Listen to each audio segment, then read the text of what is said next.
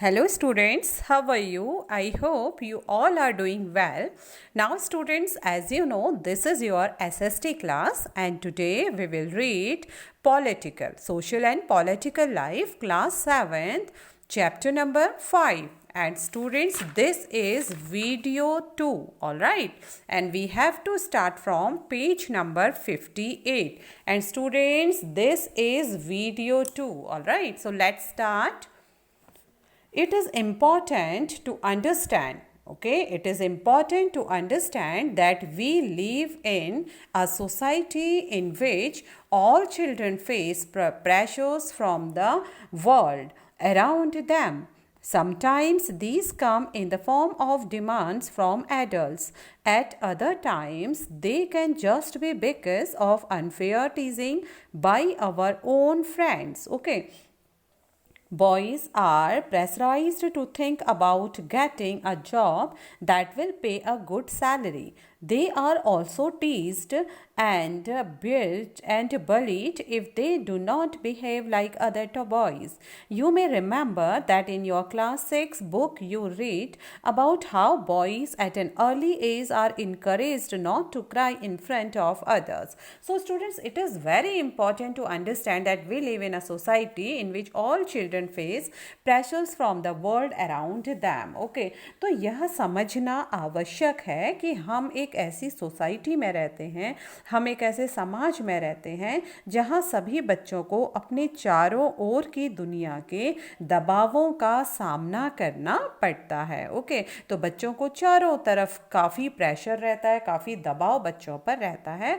Sometimes कभी कभी these come in the form of demands from adults. Okay, और कभी कभी यह दबाव बड़ों को अपेक्षाओं के रूप में होता है. ठीक है, वे बहुत ज़्यादा डिमांड्स करते हैं तो यह दबाव बच्चों पर रहता है. एट अदर टाइम्स, और कभी they can just be because of unfair teasing by our own friends, और कभी कभी यह हमारे अपने ही मित्रों के गलत तरीके से चिढ़ाने के कारण पैदा होता है. Okay. Boys are pressurized to think about getting a job that will pay a good salary. और दूसरा स्टूडेंट्स क्या दबाव रहता है? लड़कों पर एक बहुत बड़ा दबाव है कि नौकरी प्राप्त करने का, ठीक है, जिसमें कि उन्हें अच्छी सैलरी मिले, अधिक वेतन मिले. They are also teased and bullied if they do not behave like other boys. They are also teased, और उनको चिढ़ाया भी जाता है यदि वे दूसरे लड़कों की तरह व्यवहार नहीं करते तो उन्हें क्या किया जाता है? चिढ़ाया जाता है.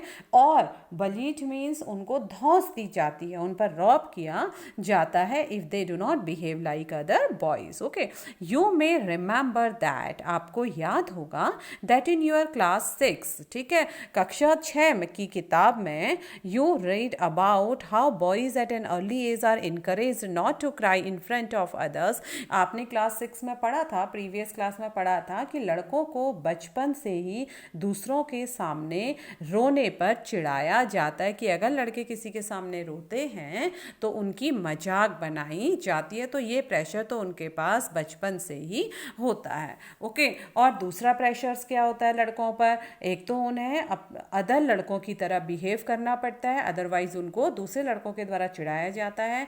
एक प्रेशर उनको होता है नौकरी प्राप्त करने का दबाव उन पर होता है जिसमें उन्हें अधिक वेतन मिले. ओके, यदि वे दूसरे लड़कों की तरह व्यवहार नहीं करते तो उन्हें फिर से चिढ़ाया जाता है और धौंस दी जाती है. ओके, तो नाउ स्टूडेंट्स, अब हम एक स्टोरी यहाँ पर पढ़ेंगे. उस स्टोरी से आपको और क्लियर हो जाएगा ये सारी कॉन्सेप्ट, ये सारी बातें. Okay, so let's see students what's the story.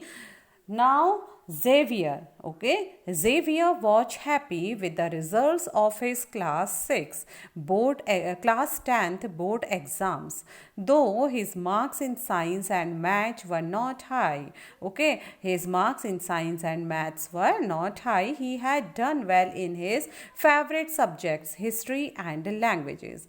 When his parents saw his report card, however, they did not look pleased at all. My goodness, Xavier, you have managed only 65% in maths. Your marks in physics are low too. I know, Mama, but it's okay because I don't want to take maths or science. I want to study history. All right. तो देखिए Xavier बहुत खुश था अपने 10th के result में, ठीक है। जेवियर अपनी 10वीं बोर्ड की परीक्षा फल को देखकर बहुत खुश था। दो his marks in science and maths were not high, जबकि उसके विज्ञान में और गणित में मार्क्स अच्छे नहीं थे। He had done well in his favourite subject history and languages. उसने इतिहास और भाषा में, ठीक है, उसे इतिहास और भाषा जो कि उसके क्या थे, पसंदीदा सब्जेक्ट थे, उसमें उसने अच्छे मार्क्स स्कोर किए थे, उसे अच्छे मार्क्स मिले थे। Okay.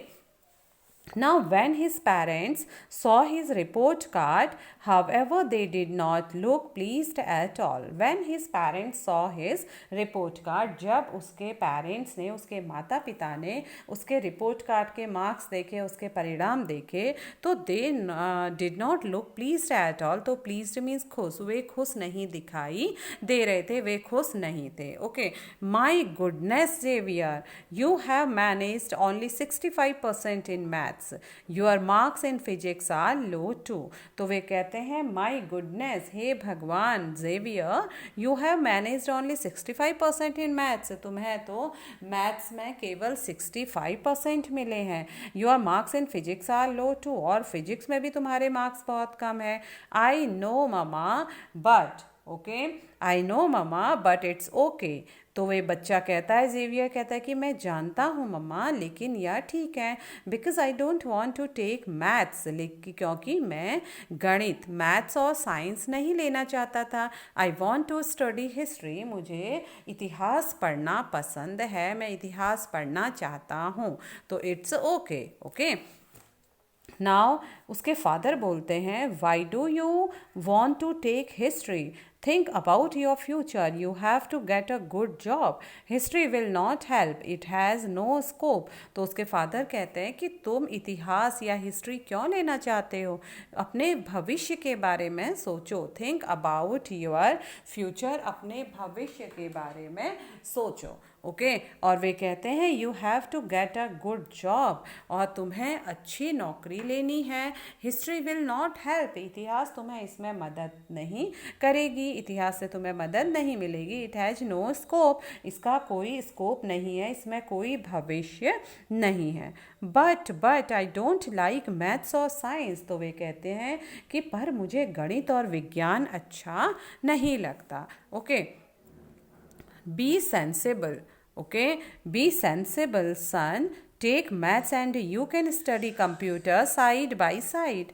The job market for computers is very good. ठीक है, तो उसके फादर फिर से कहते हैं कि be sensible means कि sensible बनो, समझदार बनो, समझदारी से काम करो बेटा, काम लो बेटा, take maths गणित लो, and you can study computer side by side. Okay, और वे कहते हैं कि और साथ में तुम कंप्यूटर भी सीख लेना, because the job market for computers is very good, क्योंकि कंप्यूटर की जो मार्केट में कंप्यूटर की नौकरी आसानी से मिल जाती है। तो उसके फादर कहते हैं कि आप मैथ्स लो और साथ में कंप्यूटर करो, और कंप्यूटर सीखने से नौकरी आसानी से मिल जाती है। तो ये स्टोरी थी जेवियर की, जिसके पेरेंट्स बिल्कुल तैयार नहीं थे कि वे साइंस और मैथ्स के अलावा अदर सब्जेक्ट ले। Okay, now learning for change, okay, means कि परिवर्तन, चेंज मीन्स परिवर्तन, परिवर्तन के लिए लर्निंग यानी सीखना। Going to school is an extremely important part of your life. As more and more children enter school every year, we begin to think that it is normal for all children to go to school. Today, it is difficult for us to imagine that school and learning could be seen as out of bounds or not appropriate for some children. But in the past, the skill of reading and writing was known to only a few. Most children learnt the work their families or elders did. For girls, the situation was worse. In communities that taught sons to read and write, daughters were not allowed to learn the alphabet. Even in families where skills like pottery, weaving, and crafts were taught, the contributions of daughters and women was only seen as supportive. For example, in the pottery trade, women collected the mud and prepared the earth for the pots. But since they did not operate the wheel, they were not seen as potters. Okay, now learning for change. अब हम देखेंगे कि परिवर्तन के लिए क्या सीखना है. Okay, going to school is an extremely important part of your life. Okay, तो स्कूल जाना स्टूडेंट्स आपके जीवन का एक बहुत ही इम्पॉर्टेंट महत्वपूर्ण हिस्सा है. विद्यालय जाना. As more and more children enter school every year. Okay, प्रत्येक वर्ष हर साल स्कूलों में अधिकाधिक संख्या में बच्चे प्रवेश लेते हैं. We begin to think that it is normal for all children to go to school. Okay, तो हम सोचने लगते हैं कि सब बच्चों के लिए स्कूल जाना एक साधारण बात है. ठीक है, नॉर्मल है कि हर बच्चा बड़े होकर स्कूल जाना शुरू करता है. Today it is difficult for us to imagine that school and learning could be seen as out of bounds or not appropriate for some children. तो आज स्टूडेंट्स, ठीक है, आज हमारे लिए यह कल्पना करना भी कठिन है कि कुछ बच्चों के लिए स्कूल जाना और पढ़ना पहुंच के बाहर की बात या अनुचित बात भी मानी जा सकती है. बट इन द पास्ट, लेकिन अतीत में, the skill of reading and writing was known to only a few. लेकिन अतीत की अगर हम बात करें, प्राचीन समाज की हम बात करें, तो अतीत में लिखना और पढ़ना कुछ लोग ही जानते थे. ओके, मोस्ट चिल्ड्रन, अधिकांश बच्चे, learned the work their families और एल्डर्स डिड. ज़्यादातर बच्चे वही काम सीखते थे जो उनके परिवार में होता था या उनके एल्डर, उनके बुजुर्ग जिस काम को करते थे. फॉर गर्ल्स, लड़कियों के लिए, द सिचुएशन वॉज वर्स. लड़कियों के लिए जो स्थिति थी वह बहुत बुरी थी, बदतर थी हम कह सकते हैं, और भी खराब थी. In communities that taught son to read and write, daughters were not allowed to learn the alphabet. For girls, लड़कियों के लिए, द सिचुएशन वॉज वर्स. ठीक है, जो सिचुएशन थी, स्थिति थी, वो क्या थी, बहुत बदतर थी. और समुदाय में that's taught sons to read and write. Okay, और उस समुदाय में जहाँ लड़कों को पढ़ना लिखना सिखाया जाता था, daughters were not allowed to learn the alphabets, और लड़कियों को अक्षर तक सीखने की, अल्फ़ाबेट्स तक सीखने की अनुमति नहीं थी. Even in families where skills like pottery, weaving and craft were taught, the contribution of daughters and women was only seen as supportive. Even in families, परिवारों में भी, वेयर स्किल्स, जहाँ पर जो स्किल्स होते थे, जो कौशल होते थे, लाइक जैसे कि पॉटरी यानी मिट्टी के बर्तन बनाना, वीविंग यानी बुनाई करना, एंड क्राफ्ट मीन्स कास्त कलाएँ सिखाई जाती थी. The contribution of daughters were women was only seen as supportive. तो उसमें महिलाओं का जो योगदान था, ठीक है, तो जो महिलाओं का योगदान था वो क्या था, केवल हेल्प करने तक को था, मीन्स सपोर्ट वे करते थे. ठीक है, इवन इन फैमिलीज, परिवारों में जब कुम्हार का काम होता था, बिनाई का काम होता था, कास्त कलाओं का काम होता था, तब भी महिलाओं को पूरा क्रेडिट नहीं दिया जाता था. वे एक सपोर्टिव हेल्पर की तरह काम करती थी. उदाहरण के लिए, in the pottery trade, women collected the mud and prepared the earth for the pots. But since they did not operate the wheel, they were not seen as potters. उदाहरण के लिए, इन द पॉटरी ट्रेड, ठीक है, उदाहरण के लिए कुम्हार के व्यवसाय में, वुमेन कलेक्टेड द मड, स्त्रियां क्या करती थी, मड कलेक्ट करती थी, मिट्टी एकत्र करती थी, and prepare the earth for the pots. ठीक है, और उससे क्या करती थी, बर्तन बनाने के लिए उन्हें तैयार करती थी उस मिट्टी को. But since they did not operate the wheel, ठीक है, लेकिन वे चौक नहीं चलाती थी, वे पहिया नहीं चलाती थी। They were not seen as potters, इसलिए उन्हें कुम्हार नहीं माना जाता था। वे सारी हेल्प करती थी, लेकिन वे सिर्फ चाक नहीं चलाती थी, पहिया नहीं चलाती थी। All right.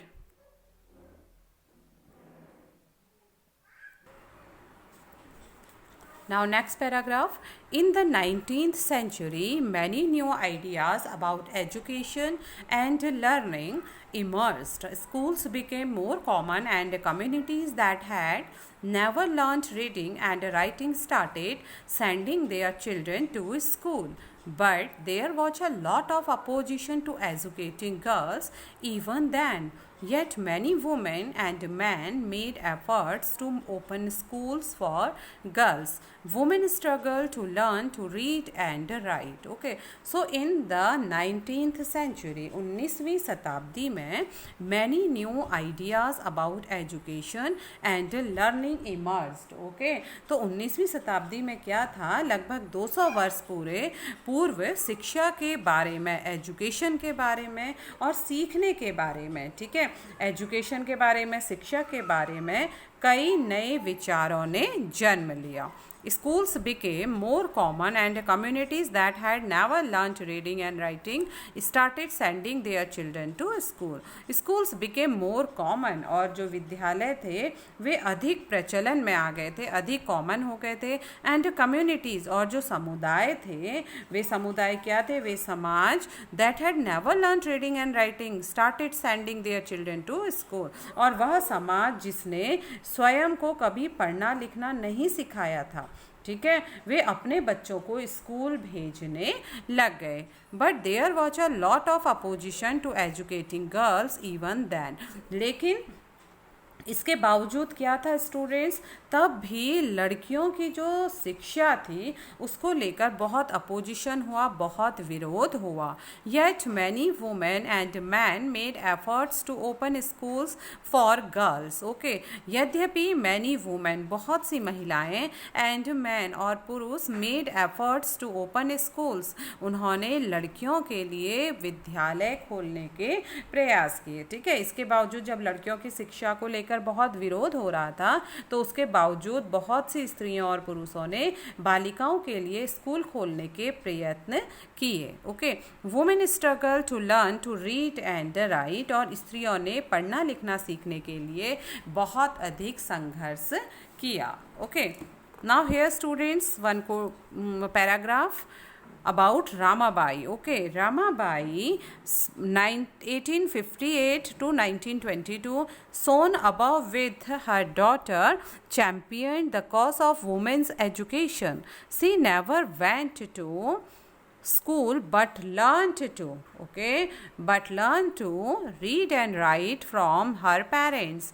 She was given the title Pandita because she could read and write Sanskrit, a remarkable achievement as women then were not allowed such knowledge. She went on to set up a mission in Khedgaon near Pune in 1898, where widows and poor women were encouraged not only to become literate but to be independent. They were taught a variety of skills from carpentry to running a printing press, skills that are not usually taught to girls even today.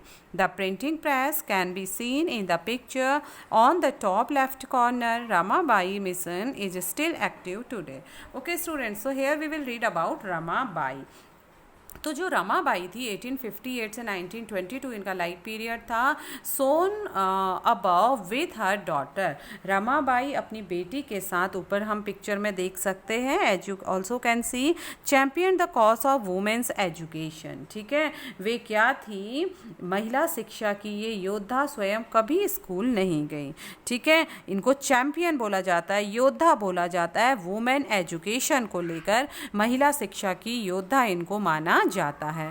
C never went to school, वे कभी school नहीं गई, but learn to read and write from her parents, लेकिन उसने अपने माता पिता से पढ़ना और लिखना सीख लिया। She was given the title Pandita because she could read and write Sanskrit, a remarkable achievement as women then were not allowed such knowledge. She was given the title Pandita, ठीक है, तो उन्हें पंडिता का टाइटल दिया गया, उपाधि दी गई, क्योंकि वे संस्कृत पढ़ना लिखना जानती थी, जो उस समय की औरतों के लिए बहुत बड़ा अचीवमेंट था, बहुत बड़ी उपलब्धि थी। She went on to a set up a mission in Khedgaon near Pune in 1898। She went on to set up a mission in Khedgaon, ठीक है, औरतों को तब यह ज्ञान अर्जित करने वाली अनुमति नहीं थी, लेकिन उन्होंने 1898 में पुणे के पास खेड़गांव में एक मिशन स्थापित किया। कहाँ पे? खेड़गांव में एक मिशन स्थापित किया, पुणे के निकट, जहाँ पर where widows and poor women were encouraged not only to became literate but to be independent, जहाँ पर विडोज मीन्स जो विधवा लोग होते थे, विधवा स्त्रियों और गरीब औरतों को पढ़ने लिखने तथा स्वतंत्र होने की शिक्षा दी जाती थी। Okay, They were taught a variety of skills from carpentry to running a printing press, skills that are not usually taught to girls even today. They were taught a variety of skills, ठीक है, उन्हें लकड़ी से चीज़ें बनाने, छापा खाना चलाने जैसी कुशलताएं भी, प्रिंटिंग प्रेस, छापा खाना और कारपेंट्री, लकड़ी से चीज़ें बनाने और छापा खाना चलाने जैसी कुशलताएं भी सिखाई जाती थी। Okay, are not usually taught to girls even today. Alright, the printing press can be seen in the picture on the top left corner. Ramabai mission is still achieved today. The printing press can be, okay, और जो ऊपर बाएं हाथ की तरफ छपी तस्वीरें हैं, ठीक है, अभी हम देखेंगे ऊपर बाएं हाथ की तरफ जो तस्वीरें हम देख सकते हैं यहाँ पर, उनमें छापा खाना दिख रहा है। आप देखिए इसको, उसमें क्या दिख रहा है? प्रिंटिंग प्रेस यानी छापा खाना दिख रहा है। Ramabai mission is still active today, Ramabai का मिशन आज भी सक्रिय है। Okay, now next paragraph students, let us read about the experience, okay, about the experience of Rasundari Devi 1800 to 1890, who was born in West Bengal some 200 years ago at the age of 60. Okay, at the age of 60 she wrote her autobiography, all right, autobiography, and in Bangla her book titled Amar Jiban is the first known autobiography. Okay, कौन सी उनकी autobiography, first autobiography कौन सी थी? अमर जीबान थी, ठीक है, तो उनकी जो पहली autobiography Amar Jiban is the first known autobiography written by an Indian women, Rassundari Devi. Okay, Rasundari Devi was a housewife from a rich landlord's family. At that time, it was believed that if a woman learned to read and write, she would bring bad luck to her husband and become a widow. Despite this, she taught herself how to read and write in secret well after her marriage. Okay. So student let us read about the experience of Rassundari Devi. Okay, चलिए हम रासुंदरी देवी, जिनका life period 1800 से 1890 था, उनका experience पढ़ें, उनका अनुभव पढ़ें, जो 200 वर्ष पूर्व पश्चिम बंगाल में पैदा हुई थी। एट द एज ऑफ 60 वर्ष की आयु में सी रॉट हर ऑटोबायोग्राफी इन बांग्ला, 60 वर्ष की आयु में उन्होंने बांग्ला भाषा में अपनी ऑटोबायोग्राफी यानी आत्मकथा, खुद के बारे में स्टोरी उन्होंने लिखी। Her book title Amar Jiban is the first known autobiography written by an Indian women, उनकी जो पहली पुस्तक थी जिसका नाम क्या था? अमर जीबन था, किसी भारतीय महिला की किसी भारतीय महिला द्वारा लिखी पहली आत्मकथा थी। Rajsundari Devi was a housewife from a rich landlord family. और जो राजसुंदरी देवी थी वे एक धनवान जमींदार परिवार की एक हाउस वाइफ यानी गृहिणी थी।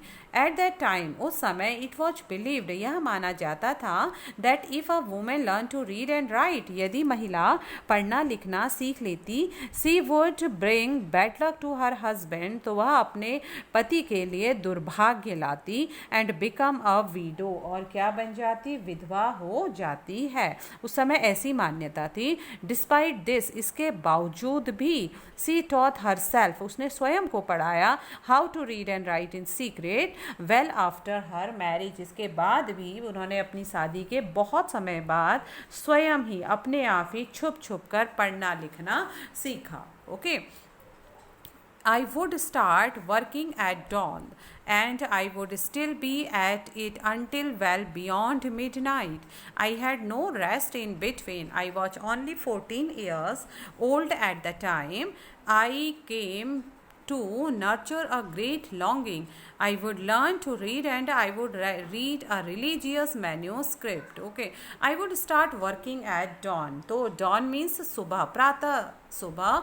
तो वे कहती हैं कि मैं अत्यंत सवेरे ही काम करना शुरू कर देती थी। And I would still be at it until well beyond mid night, और वे कहती हैं कि और उधर आधी रात हो जाने के बाद भी मैं काम में लगी रहती थी। कौन लगी रहती थी? रास सुंदरी। ओके, वो कहती है I had no rest in between, मैं इसके बीच में कुछ भी आराम नहीं लेती थी, आराम नहीं करती थी, अर्ली मॉर्निंग से लेकर मिड नाइट तक। I was only 14 years old at that time, और वे कहती हैं कि मैं उस समय केवल 14 वर्ष की थी।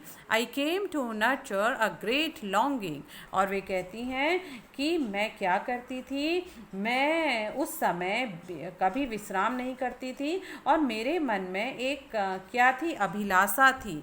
ठीक है, I came to nurture a great longing, I would learn to read and I would read a religious manuscript. वे कहती हैं कि मेरे मन में उस समय एक अभिलाषा पनपने लगी थी। ओके, एक मन में एक अभिलाषा, एक इच्छा जागृत होने लगी थी, और वो इच्छा क्या थी? I would learn to read, मैं पढ़ना सीखूंगी, और I would read a religious manuscript, और उसके बाद मैं जब पढ़ने लगूंगी तो मैं उसके बाद एक धार्मिक पांडुलिपि, मैन्यूस्क्रिप्ट धार्मिक पांडुलिपि पढ़ूंगी। आई वॉज अनलकी, और वे कहती थी कि मैं अनलकी थी, मैं दुर्भाग्य, मेरा एक दुर्भाग्य था। वे क्या कहती थी कि मेरा दुर्भाग्य था, मैं अभागी थी, क्योंकि इन दोज डेज, उन दिनों, वुमेन वर नॉट एजुकेटेड, महिलाएं पढ़ी लिखी नहीं थी।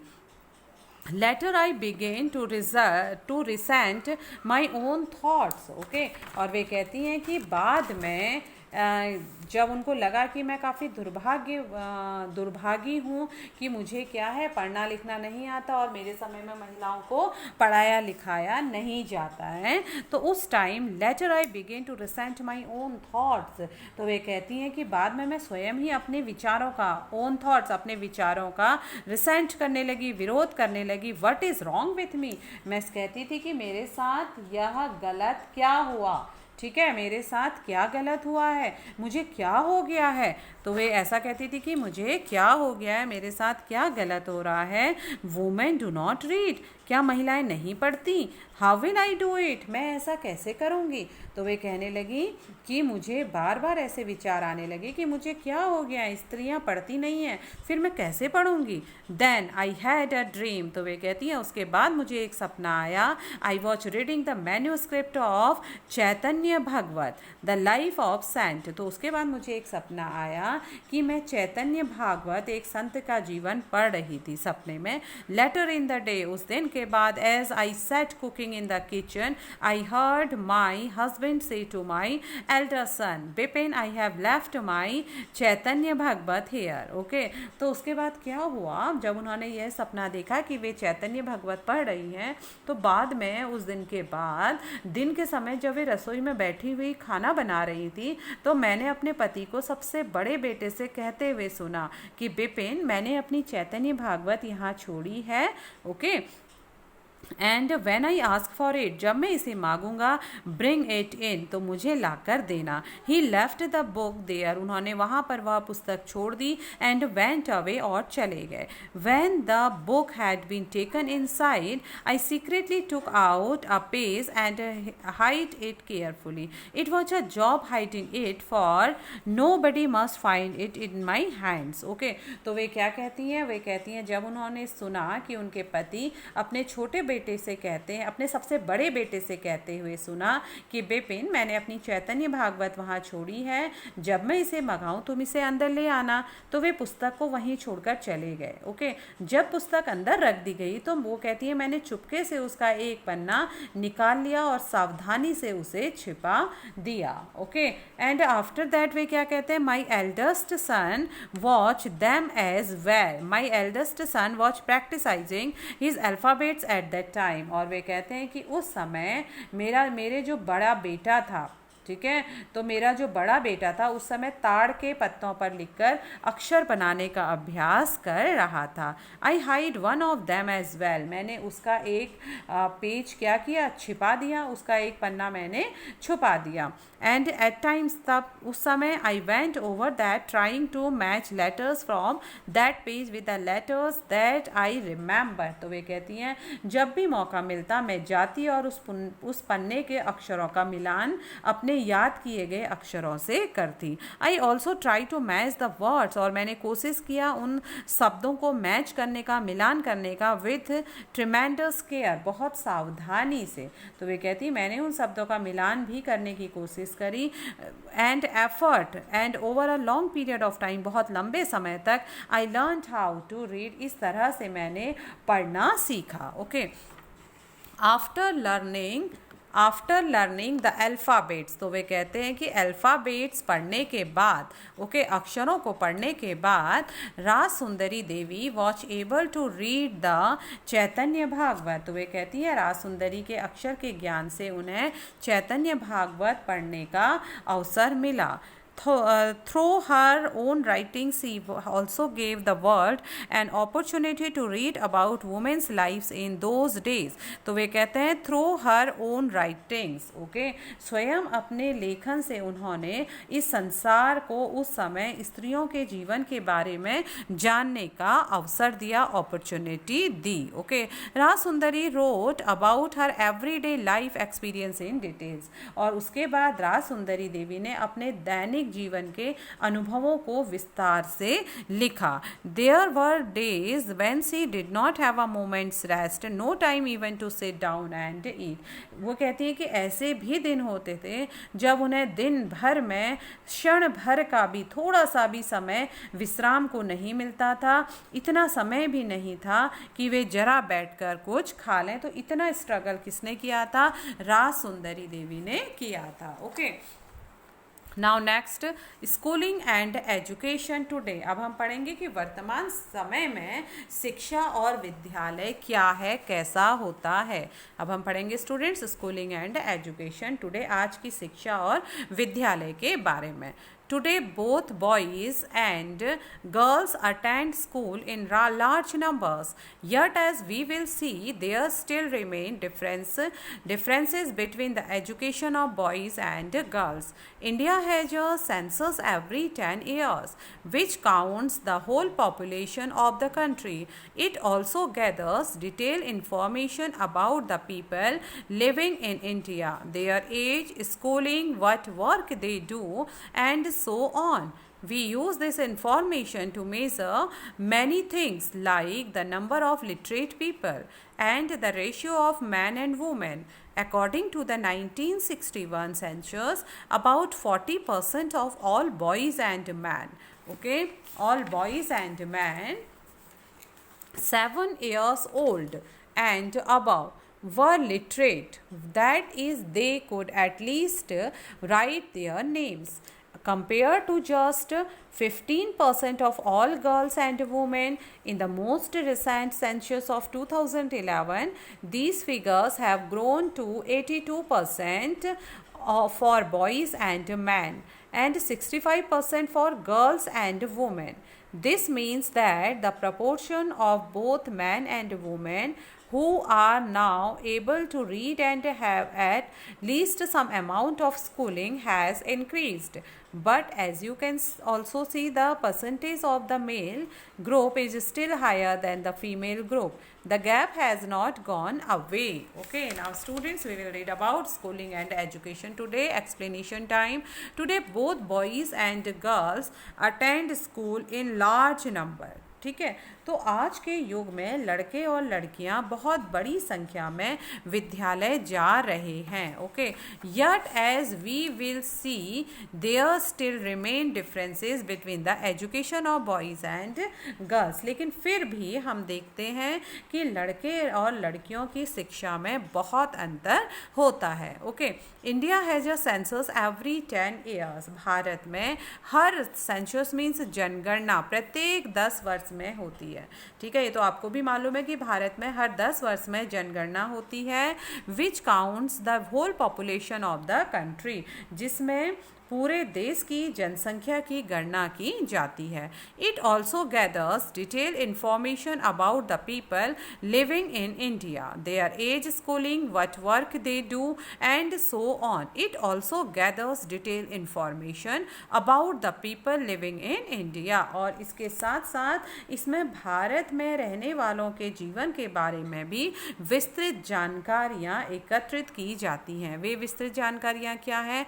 जैसे देयर एज, उनकी आयु, स्कूलिंग, उनकी पढ़ाई, व्हाट वर्क दे डू, उनके द्वारा किए जाने वाले काम, एंड सो ऑन, और इस प्रकार आदि. ठीक है, we use this information to measure many things like the number of literate people and the ratio of men and women. We use this information, हम इस इंफॉर्मेशन को, ठीक है, हम इस जानकारी का इस्तेमाल अनेक बातों के, measure many things like the number of literate people, हम इस जानकारी का इस्तेमाल अनेक बातों के आकलन के लिए करते हैं, अनेक बातों के मेज़रमेंट के लिए करते हैं. जैसे नंबर ऑफ लिटरेट पीपल, ठीक है, मीन्स कि जो लिटरेट पीपल हैं, शिक्षित लोगों की संख्या का अनुपात, and the ratio of men and women, स्त्री और पुरुषों का अनुपात. अकॉर्डिंग टू द 1961 सेंसस, 1961 की जनगणना के अनुसार about 40% of all boys and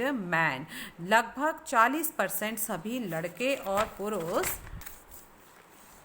7 years old and, okay, 7 years old above means 7 साल से बड़े, वर लिटरेट, वे क्या थे? जो पढ़े लिखे थे. That is they could at least right their names, और उनमें उनको भी शामिल किया गया, अर्थात वे कम से कम अपना नाम लिख सकते थे. Compare to just 15% of girls and women, उनका जो कंपेयर था, उनकी तुलना कितने 15% लड़कियों और महिलाओं से की गई. ठीक है, तो उनकी तुलना में लड़कियों तथा स्त्रियों का प्रतिशत कितना था स्टूडेंट्स? केवल 15% शिक्षित था. तो जब ये जनगणना की गई तो उसमें पढ़े लिखे का अनुपात 15% केवल महिलाओं का था, और बाकी किसका परसेंट था? पुरुषों का था. In the most recent census of 2011, और 2011 की जनसंख्या के अनुसार, जनगणना के अनुसार, these figures have grown up to 82% for boys and men एंड 65% फॉर गर्ल्स एंड वुमेन. ठीक है, तो जब 2011 की जनगणना की थी तो लड़के व पुरुषों की जो यह संख्या थी, ये बढ़कर 82% हो गई. ओके, और शिक्षित लड़कियों तथा स्त्रियों की संख्या का परसेंट कितना हो गया? 65%.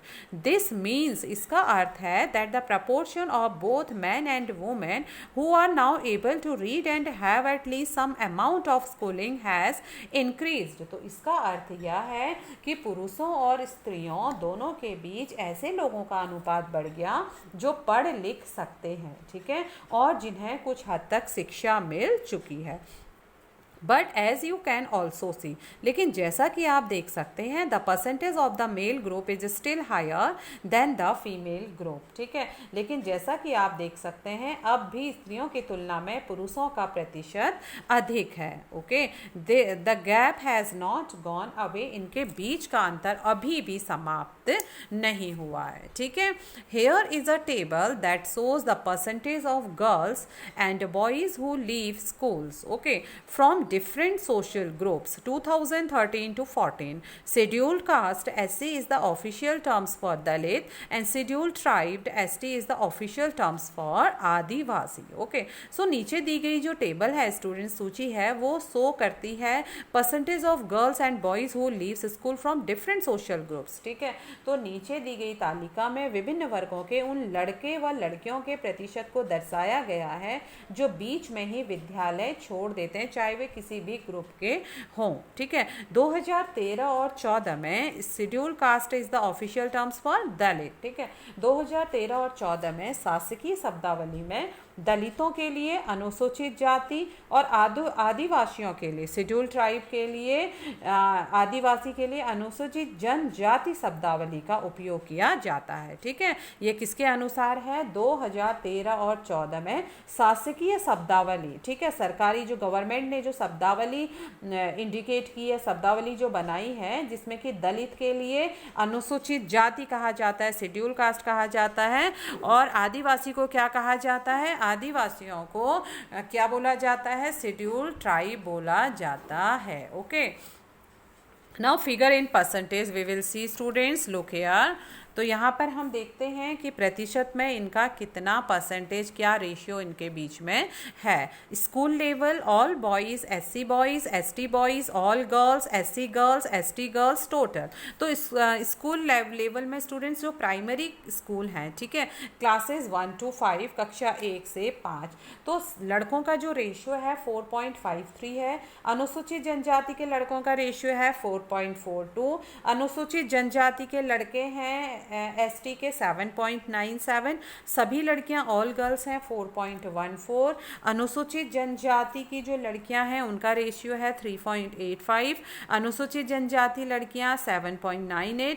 तो टोटल हो गया 7.98 इनका योग बनता है प्राथमिक में, कक्षा 1 से लेकर कक्षा 5 तक. अब अपर प्राइमरी 6 to 8 में हम देखेंगे सभी लड़के कितने हैं? 3.09. उसमें अनुसूचित जाति के लड़के हैं 3.75. ST बॉयज़, ठीक है, जनजाति के लोग कितने हैं? ST अनुसूचित जनजाति के हैं 8.03. लड़कियां हैं टोटल 4.49, जिसमें कि अनुसूचित जाति के हैं 5.04. ठीक है, और अनुसूचित जनजाति की ST गर्ल्स हैं 8.85. टोटल रेशियो हो गया 8.43. अब हम बात करते हैं सेकेंडरी क्लास 9 to 10th की बात हम करेंगे, जिसमें सभी लड़के हैं 17.93. SC बॉयज़ अनुसूचित जाति है 18.96. अनुसूचित जनजाति है 27.42. ओके, और टोटल लड़कियां कितनी हैं? 17.79. और SC लड़कियां यानी अनुसूचित जाति की लड़कियां हैं 18.32 और अनुसूचित जनजाति लड़कियां हैं 26.96 और टोटल हो गए 27.20. Source educational statistics at a glance MHRD 2016. ठीक है, तो ये यहाँ से ये डाटा कलेक्ट किया गया है. ओके, अब हम अगला पढ़ेंगे students. You have probably noticed in the above table that SC and ST girls leave school at a rate that is higher than the category all girls. This means that girls who are from Dalit and Adivasi backgrounds are less likely to remain in school.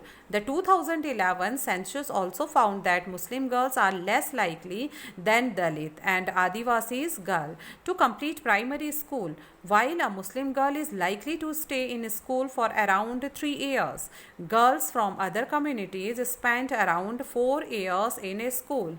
You have probably noticed in the above table. ठीक है, तो student संभवतः आपने ऊपर दी गई तालिका में SC और ST लड़कियां किस रेट से स्कूल छोड़ रही हैं, किस रेट से ये हम देखेंगे कि किस दर से वे क्या कर रही हैं. सभी लड़कियों की श्रेणी की तुलना में अनुसूचित जाति और अनुसूचित जनजाति की जो लड़कियां हैं उनकी दर क्या है? अधिक है. ठीक है, this means that girls who are from Dalit and Adivasi backgrounds are less likely to remain in school. तो इसका क्या अर्थ हुआ? इसका अर्थ हुआ कि दलित यानी SC और आदिवासी यानी ST पृष्ठभूमि की जो बैकग्राउंड की जो लड़कियां हैं उनके स्कूल में रहने की संभावनाएं कम रहती हैं. Okay, The 2011 census also and Adivasi girls to complete primary school.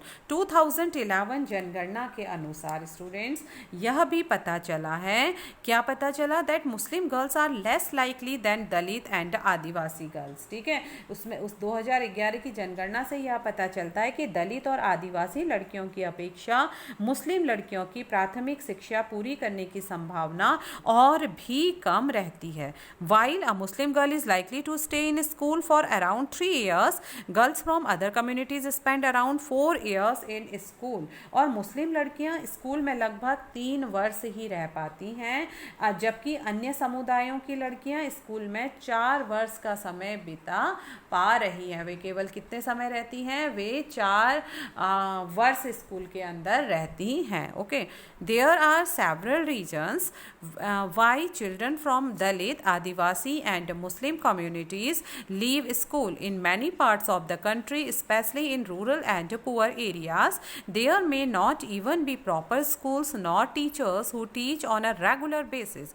There are several reasons. अनेकों कारण हैं क्यों children from Dalit, Adivasi and Muslim community leave school, कि क्यों दलित, आदिवासी और मुस्लिम वर्ग के बच्चों के स्कूल छोड़ देने के कितने कारण हैं? अनेकों कारण होते हैं। ठीक है, अनेकों कारण होते हैं दलित, आदिवासी और मुस्लिम वर्ग के बच्चों के स्कूल छोड़ देने के कारण।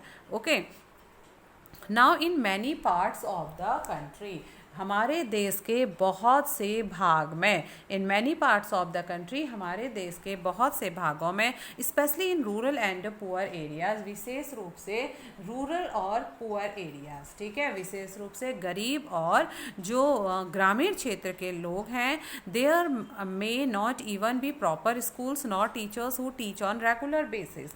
ठीक है, तो देश के अनेक भागों में, विशेषकर ग्रामीण और गरीब क्षेत्रों में, ओके, विशेषकर गरीब और ग्रामीण क्षेत्रों को नियमित रूप से पढ़ाने के लिए न वहाँ पर प्रॉपर स्कूल है, न तो उचित स्कूल है, और न ही स्कूल में शिक्षक हैं।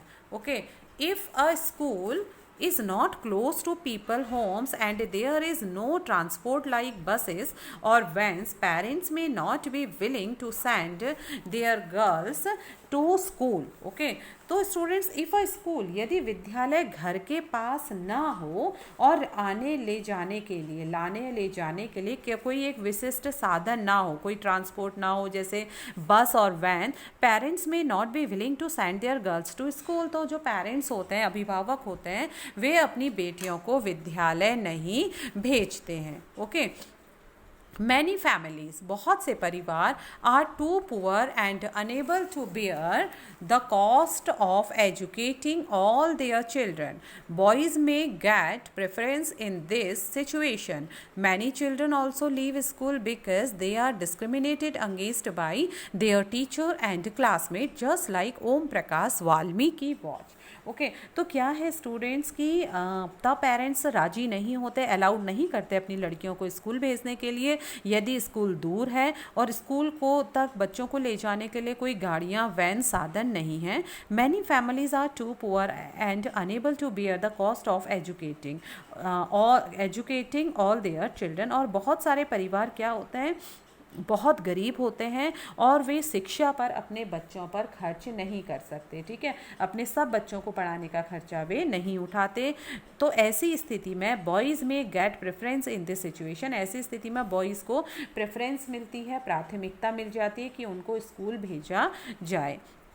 Many children also leave school, बहुत से बच्चे विद्यालय इसलिए छोड़ देते हैं because they are discriminated against by their teacher, क्योंकि उनको अपने टीचर और अपने क्लासमेट्स के द्वारा, अपने सहपाठियों, अपने साथियों के द्वारा उनके साथ डिस्क्रिमिनेशन किया जाता है, उनके साथ भेदभाव किया जाता है, just like Om Prakash Valmiki was, जैसा कि ओम प्रकाश वाल्मीकि के साथ किया गया। Okay, now here students, boys and girls ratio of and percentage, आप देख सकते हैं लड़के और लड़कियों का क्या परसेंटेज होता है। आप देख रहे हैं कि सभी लड़कों का परसेंटेज 4.53 है, और अगर हम एसटी बॉयज़ का परसेंटेज देखें स्कूल छोड़ने का तो वो है 7.97। Okay, from the given table convert the figure of primary class children who leave school into a bar diagram. 2 percentages have already been converted for you in the bar diagram on the left. left, as you can see here. Okay, ना women's movement, अब हम पढ़ेंगे students महिलाओं के आंदोलन के बारे में। महिलाओं ने क्या आंदोलन किए थे, मूवमेंट्स, वुमेन्स मूवमेंट। ओके, तो let's read. Women and girls now have to right to study and go to school. There are other spheres like legal reform, violence and health, where the situation of women and girls has improved.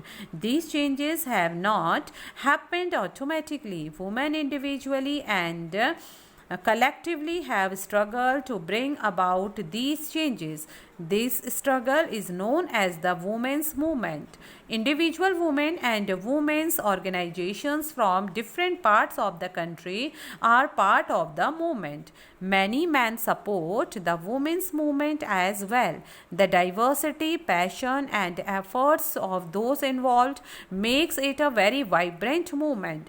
Different strategies have been used to spread awareness, fight discrimination and seek justice. Here are some glimpses of this struggle. All right, now women's movement, महिलाओं के महिला आंदोलन। तो students here, women and girls now have the right to study and go to school. अब महिलाओं और लड़कियों को पढ़ने का और स्कूल जाने का राइट है, अधिकार है। There are other spheres like legal reform, violence and health, where the situation of women and girls has improved. अब स्टूडेंट्स अन्य क्षेत्र भी हैं जैसे कि लीगल रिफॉर्म, कानूनी सुधार, वायलेंस, हिंसा एंड हेल्थ और स्वास्थ्य, जहाँ पर where the situation of women and girls has improved, जहाँ पर महिलाओं और लड़कियों की जो स्थितियाँ हैं वे काफ़ी बेहतर हुई हैं। These changes have not happened automatically. ये जो changes हैं, ये जो परिवर्तन हैं, ये have not happened automatically, अपने आप नहीं आए। Women individually and collectively have struggled to bring about these changes. Women individually, महिलाओं ने अपने आप and collectively have struggled, और एक साथ मिलकर और व्यक्तिगत रूप से भी और एक साथ जन समूह में भी इस बदलाव के लिए बहुत संघर्ष किया। मीन्स औरतों ने व्यक्तिगत स्तर पर और आपस में मिलकर इन परिवर्तनों के लिए संघर्ष किए हैं। This struggle is known as the women's movement, और यह संघर्ष महिला आंदोलन के नाम से जाने जाते हैं। Individual women and women's organisation, व्यक्तिगत महिला या महिलाओं का जो संगठन है, from different parts of the country are part of the movement. Okay, देश के विभिन्न भागों में कई औरतें और कई महिला संगठन इस आंदोलन के क्या हैं, पार्ट हैं, इस मूवमेंट के पार्ट हैं। Many men support the women's movement as well, और बहुत सारे पुरुषों ने महिलाओं के इस आंदोलन को सपोर्ट किया है, सहयोग किया है। The diversity, passion and efforts of those involved makes it a very vibrant movement. Okay, the diversity जो वे विभिन्नता है, और पैशन है, ठीक है, और चेतना जागृत करना जो है, और भेदभाव का मुकाबला करना, and efforts of those involved makes it a very vibrant movement. ठीक है, तो मीन्स इस आंदोलन में जो जुटे लोग हैं वे मेहनत, निष्ठा और उनकी विशेषताएं इस आंदोलन को जीवंत करते हैं, वाइब्रेंट करते हैं। उनकी जो डाइवर्सिटी है, ठीक है, उनकी जो पैशन है, उनका जो एफर्ट है। Different strategies have been used to spread awareness, fight discrimination and seek justice.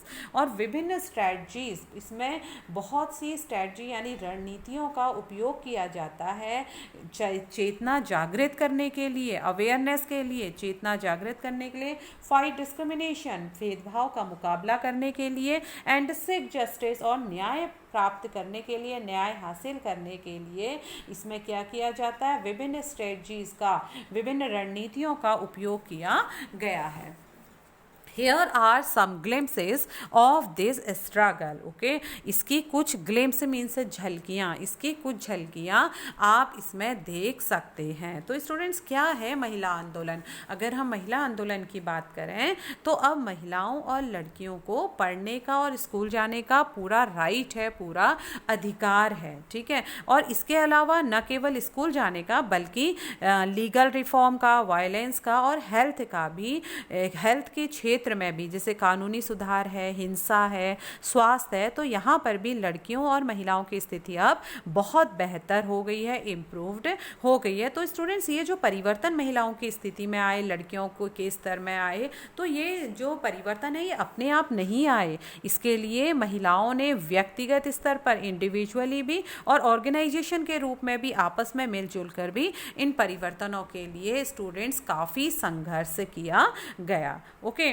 और स्टूडेंट्स, औरतों ने जो व्यक्तिगत स्तर पर और आपस में मिलकर इन परिवर्तनों के लिए संघर्ष किया, इन्हीं संघर्षों को महिला आंदोलन यानी वुमेन्स मूवमेंट कहा जाता है। और स्टूडेंट्स, देश के विभिन्न भागों में कई औरतें, ठीक है, देश के विभिन्न भागों में कई औरतें और कई महिला संगठन इस आंदोलन के क्या रहे, हिस्से रहे। मीन्स कि हर देश के कोने कोने में औरतों ने महिला संगठन बनाए और व्यक्तिगत रूप से इसमें संघर्ष किया, प्रतिभागिता की और कार्य किए। और कई पुरुषों ने भी महिला आंदोलन का स्टूडेंट समर्थन किया था। महिला आंदोलन में उन्होंने भी बढ़ चढ़कर भाग लिया और महिला आंदोलन के मेंबर को, सदस्यों को सपोर्ट किया। ठीक है, और इस आंदोलन में जो जुटे हुए लोग थे, इस आंदोलन में जुटे हुए लोगों की जो मेहनत थी, उन्होंने जितनी मेहनत करी, जितना निष्ठा से उन्होंने इस आंदोलन में अपनी भूमिका निभाई और उनकी जो क्वालिटीज़ थी, जो विशेषताएं थी, इसे एक बहुत ही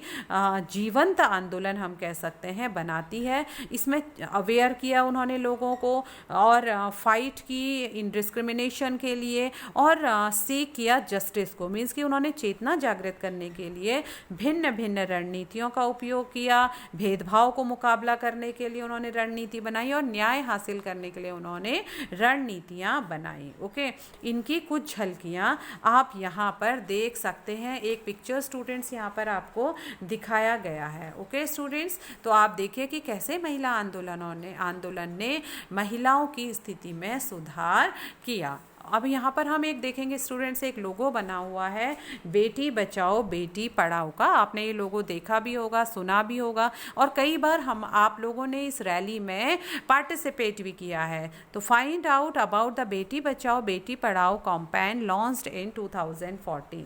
ठीक है, 2014 में स्टूडेंट्स इस अभियान की शुरुआत हुई थी, बेटी बचाओ और बेटी पढ़ाओ का। तो आप इसके बारे में और भी चीज़ें आप सर्च कर सकते हैं, पता लगा सकते हैं। Okay, now students, today class is over. Okay, tomorrow I will be back with new topics of this chapter. So students, till then revise your work. All right, revise your work, learn properly and take care students. Be safe. All right, and stay happy.